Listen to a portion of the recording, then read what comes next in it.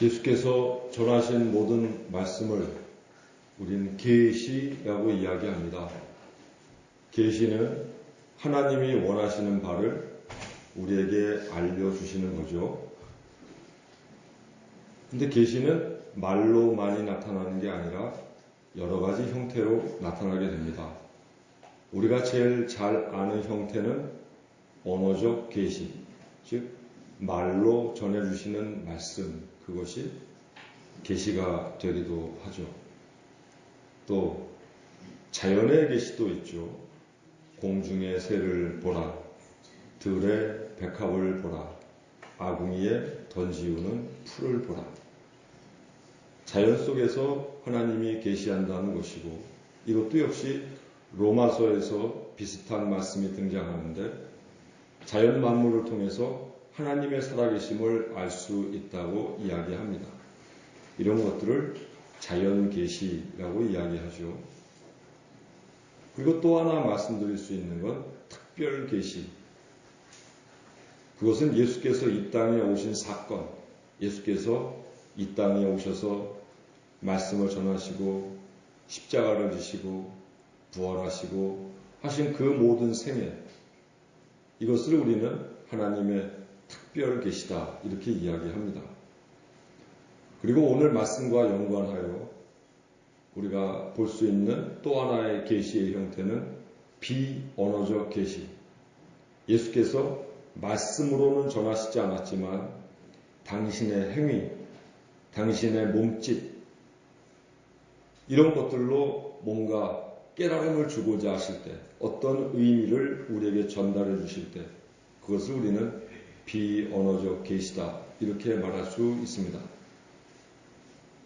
오늘 성경에 나타난 비언어적 계시는 무엇이냐면 시몬의 집에 들어가신 행위입니다. 시몬의 집에 들어가심으로 해서 장차 당신의 공생애가 어떻게 어디에서 이루어질지에 대해서 우리에게 복선처럼 가르쳐 주십니다. 해서 오늘 말씀은 왜 예수님은 많고 많은 갈릴리의 집 중 시몬, 즉 베드로의 집을 선택했는가? 거기에 집중하여 말씀의 의미를 깨달아 보도록 하겠습니다. 예수께서는 광야에서 40일 금식하시고 그 상태에서 마귀에게 시험을 받으셨습니다. 시험을 물리치시고는 다시 갈릴리로 돌아와 회당에서 가르치셨습니다. 그리고는 마침내 당신의 고향 땅 나사렛으로 돌아가시게 되죠. 나사렛에서 우리가 잘 아는 두루마리를 읽는 누가복음 4장에 나온 말씀을 전하게 되시는데, 그때 나사렛 사람들의 반응은 예수님께 대하여 대단히 적대적이었습니다. 그러면서 어느 집안의 아들이 아니냐 하면서 예수님의 말씀의 권위를 폄하하려고 했습니다. 동네에서 모두 반대했어요. 그리고는 결국 예수께서 나사렛을 떠나시려고 하자 사람들이 예수님이 낭떠러지 산에 오셨을 때 거기에서 예수님을 떨어뜨려서 죽이려고까지 했습니다. 고향 사람들이. 그 사건 이후에 예수님은 나사렛으로 들어가셨다는 말씀이 나오지 않습니다. 고향 땅이 참 좋긴 좋은데 그 고향 땅에서 적대적인 사람들, 적대적인 자세를 만나게 되니까 예수님도 그것은 다음에 용납이 되지 않으셨던 모양입니다. 그래서 예수님은 갈릴리의 다른 동네를 떠나기 시작하고 갈릴리 북쪽으로 가시다가 결국 어디에 당도하시게 되냐면은 가버나움에 당도하시게 됩니다. 그곳에서 예수께서는 복음을 전하셨고, 그리고는 거기 회당에 들어가서 귀신 들린 사람을 고치셨습니다. 귀신 들린 사람을 고치고는 회당에서 나왔는데, 지난번에 제가 송지순례 사진에서 보여드린 것처럼 가버나움 회당과 베드로의 집은 몇십 메타 떨어지지 않았어요.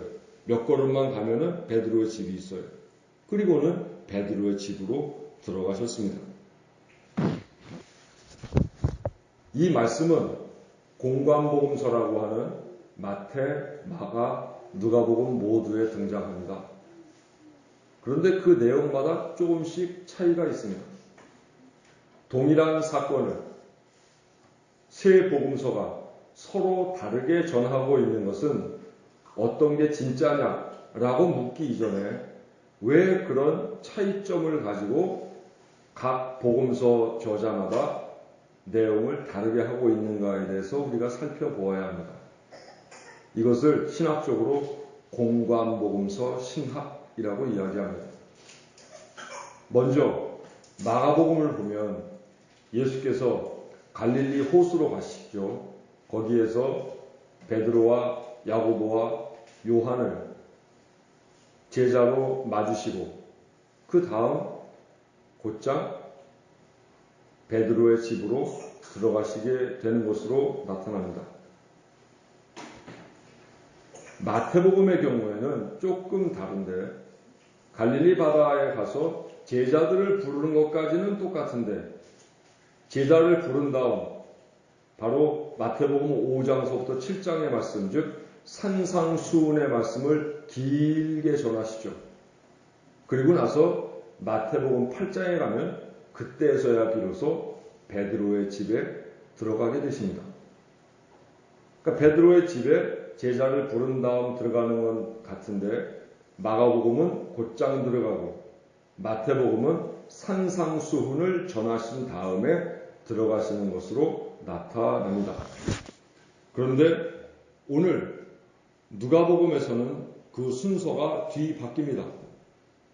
어떻게 뒤바뀌냐면 예수께서 가버나움 회당에서 귀신 들린 사람을 고친 다음에 곧장 시몬의 집으로 들어가셨다는 말씀이 있고 그 다음 5장에 가서야 베드로가 예수님의 제자가 되는 장면이 나옵니다.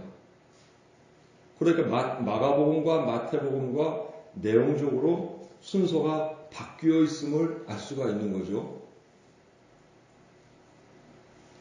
그러면 왜 누가복음은 베드로와 야고보와 요한, 안드레를 제자로 부른 다음에 시몬의 집으로 들어갔다 하는 마태복음, 마가복음의 내용의 순서를 따르지 않고 베드로를 부르기 이전에 예수께서 시몬의 집으로 들어갔다라는 말씀을 하고 있을까? 거기에 뭔가 이 말씀이 주고자 하는 의미가 있을 것이다. 그렇게 우리는 추정해 볼 수 있습니다. 38절로 39절에 보면 예수께서 회당에서 귀신 들린 사람을 고쳤습니다. 그리고는 시몬의 집으로 들어가셨습니다.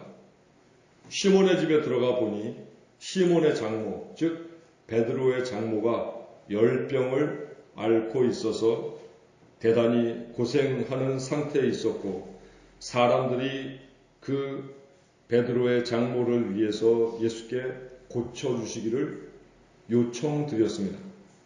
그러자 예수께서는 다가가서 얼마나 병이 위중한가를 살펴보시고 그리고는 그 열병을 고쳐주셨습니다.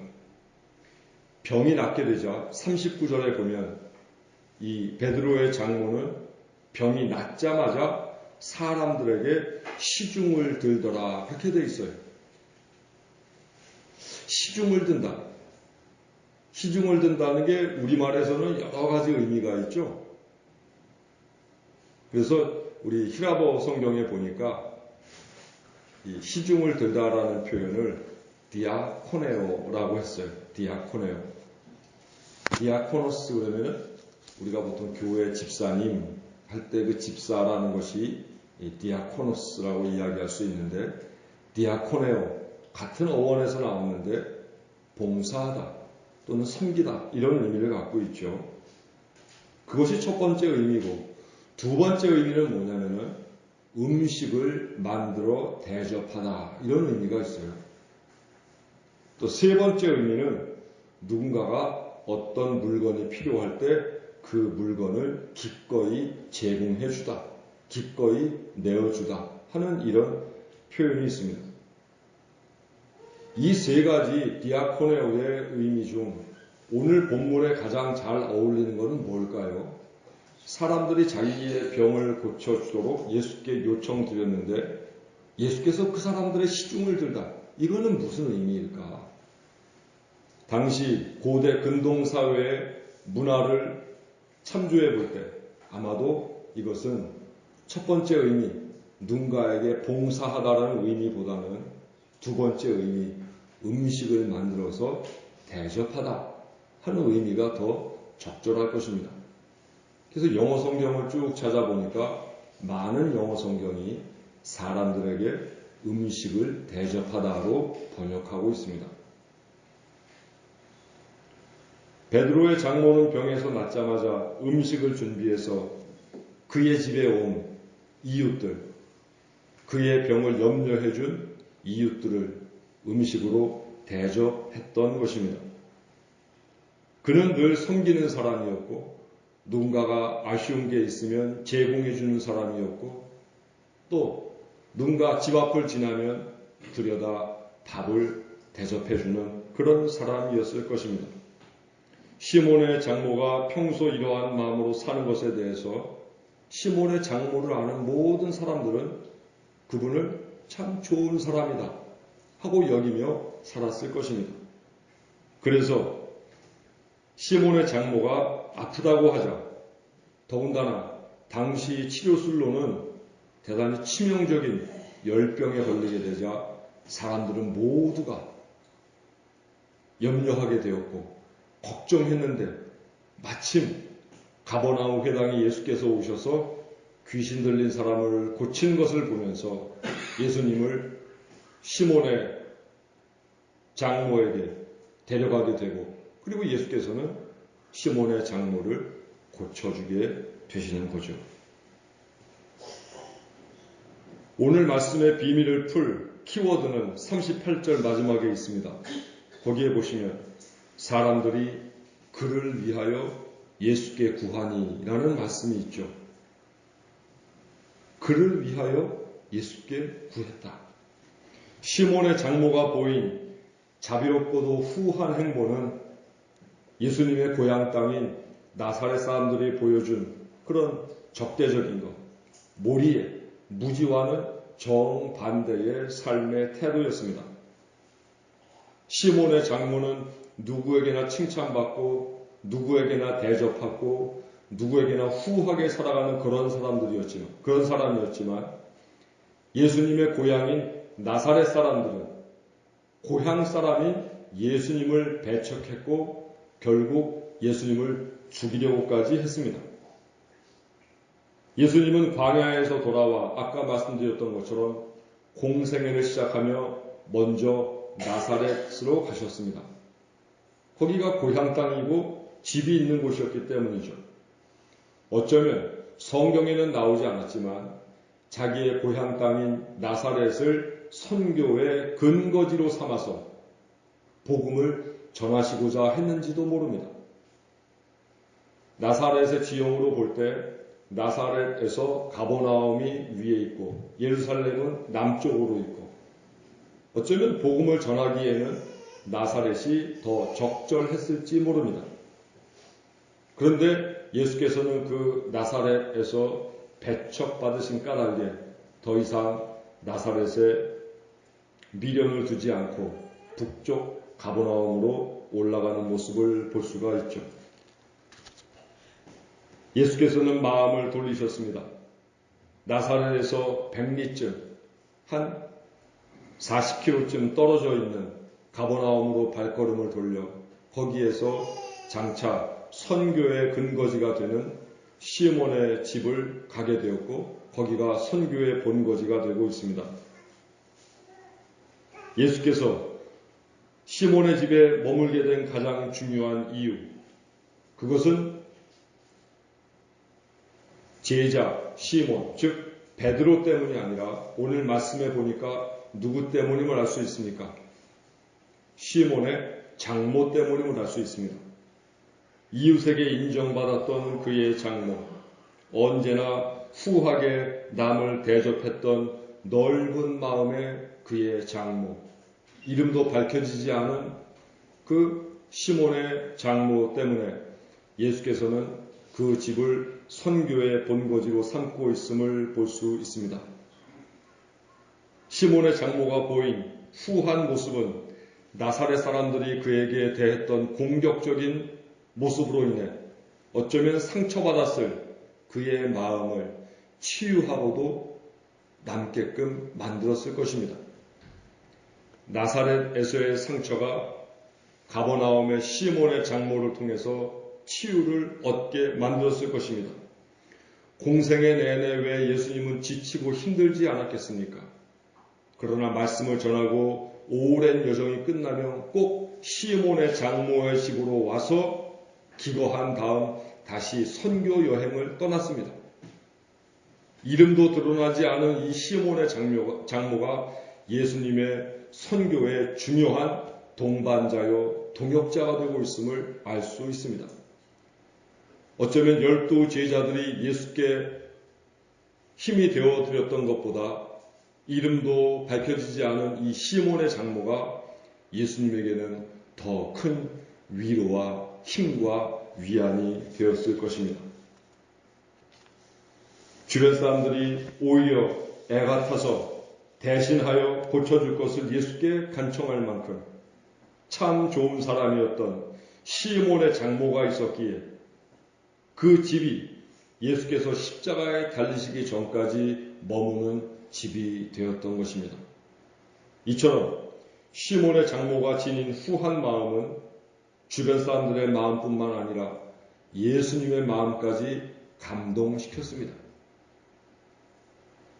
저는 간증을 보면서 하나님이 나에게 은혜를 주었다, 또는 하나님이 내 마음을 감동시켰다 하는 말들은 많이 들어보았지만 누군가 하나님의 마음을 감동시켜드렸다, 예수님의 마음을 감동시켜드렸다 하는 말은 별로 들어보지 못한 것 같아요.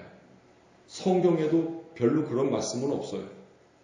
그런데 이름도 나오지 않은 이 시몬의 장모는 자신의 후한 삶, 대접하는 삶, 인정 많은 삶을 통하여 예수님의 마음을 감동시켰고 예수님께 오히려 위로를 드렸던 것을 알 수 있습니다. 그의 사위가 예수님의 제자가 되는 단초, 그것은 바로 시몬의 장모가 있었기 때문이라는 거죠. 결국 이 말씀을 볼 때에 제자인 베드로 덕에 시몬 이 장모가 고침을 받은 게 아니라 장모가 후하게 산 덕에 베드로가 예수님의 제자가 되었다고 누가복음은 우리에게 가르쳐주고 있습니다. 우리는 신앙생활을 지나치게 4차원화합니다. 보이지 않는 세계의 것으로만 치부할 때가 많습니다. 우리는 신앙을 지나치게 형이상학화합니다. 그러다 보니 종교는, 신앙은 우리의 삶과 인생과는 별 상관이 없는 그런 취미활동 정도, 종교활동 정도로 그쳐버릴 때가 많다는 거죠. 그러나 종교는 4차원적이긴 하지만 4차원화 되어서는 안 됩니다. 형이상학적인 요소가 있지만 형이상학적인 것만으로 종교가 채워져서는 안 됩니다. 신앙을 삶의 차원이 아니라 종교적인 차원으로만 받아들이게 되면 삶에는 아무런 변화도 일어나지 않고 역사는 발전하지도 않습니다. 사회가 성숙되어 가지도 못합니다. 신앙은 종교적인 차원이기도 하지만 궁극적으로는 삶의 차원으로 들어와야 거기에서 열매가 되고 거기에서 변화가 일어나게 됩니다. 실천과 삶이 따르지 않은 신앙, 행동이 동반하지 않는 종교, 그것이 바로 오늘날 기독교가 보이는 모습일 수밖에 없는 것이죠. 우리는 오늘 이 말씀을 통해서 왜 예수님은 갈릴리 선교에서 중심이 된 시몬의 집에 들어가셨는가? 그것은 시몬 때문이 아니라 그의 장모가 그토록 삶을 통해서 후하게 늘 대접하며 늘 넓은 마음으로 살았기에 사람들이 그를 칭송하게 되었고, 그러한 칭송의 소문이 어쩌면 예수님의 마음을 움직이게 되어 예수님은 그 집을 당신의 선교의 중심지, 오늘날로 이야기하면 또 다른 새로운 교회로 만드셨다고 우리는 생각해 볼 수 있습니다. 우리는 시몬의 장모가 보인 이 아름다운 삶의 자세를 본받아 예수께서 머물 만한 존재, 그리고 꼭 같이 하고픈 동역자로의 삶을 살아가야 합니다. 언제나 예수님께 도움만 달라고 이야기할 것이 아니라 예수님이 피곤할 때, 예수님이 뭔가 상처가 있을 때 우리를 통하여 예수님도 치료를 받고 예수님도 위로를 얻을 수 있게끔 우리는 그리 살아가야 할 것입니다. 왜 우리는 하나님께 은혜만 달라고 이야기합니까? 나를 구원하신 예수께 감사한다 하면서 왜 계속해서 우리는 예수님께 의지만 하면서 살아갑니까?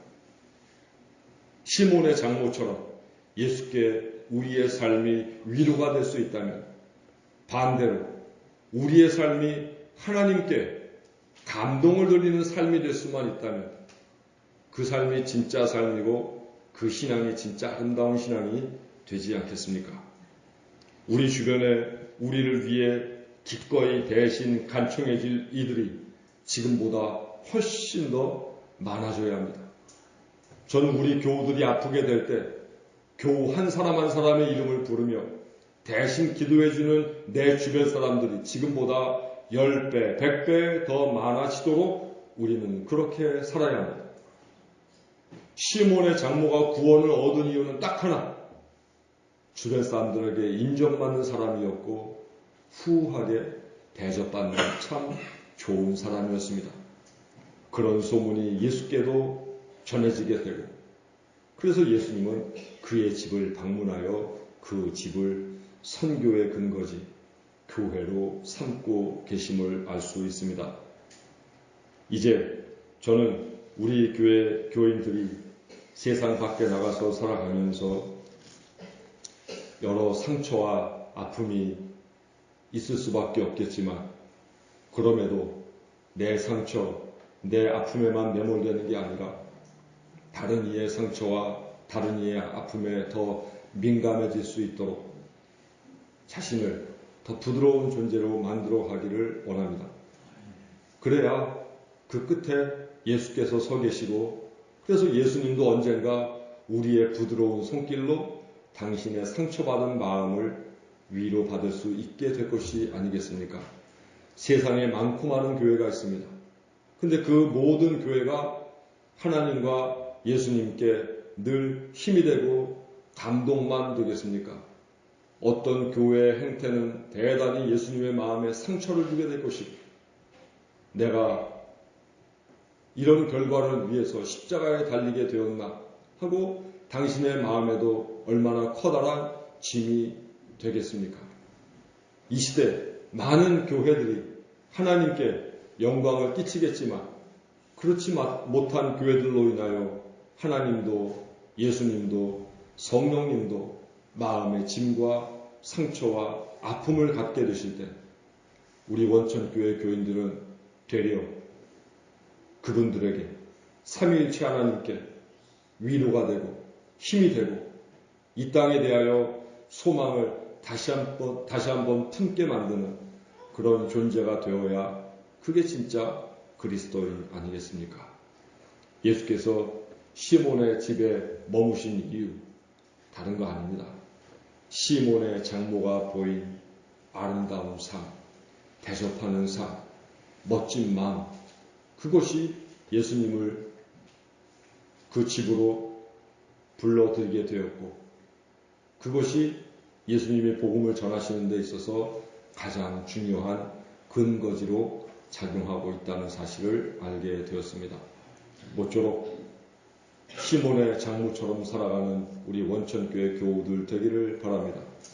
누가 보아도 아름답고 누가 보아도 인정해 줄 수 있고 누가 보아도 인심이 좋은 사람들. 그래서 우리 교우들에게 뭔가 일이 생기면 주변 사람들이 다 모여서 우리를 위하여 기도해 줄 수 있고 우리를 위해서 애타게 걱정해 주는 사람들이 점점점 더 많아질 때 우리는 좋은 인생이 되고 우리는 좋은 신앙인이 될 수 있을 것입니다. 그리 살게 되기를 간절히 바랍니다. 아멘. 기도하겠습니다. 이제껏 베드로 때문에 베드로의 장모가 고침을 받은 줄 알았는데 오늘 누가복음 말씀을 보니 베드로의 장모가 그렇게 아름답게 살아서 베드로가 예수님의 제자가 되게 된 것을 알게 되었습니다. 우리도 그렇게 살게 하옵소서. 믿음 그것만 되뇌이는 존재가 아니라 좋은 마음씨를 먼저 가다듬고 좋은 인성, 좋은 인심, 좋은 인정을 품어 그 그릇 안에 아름다운 믿음을 담게 하옵소서. 예수 그리스도 이름으로 기도합니다. 아멘.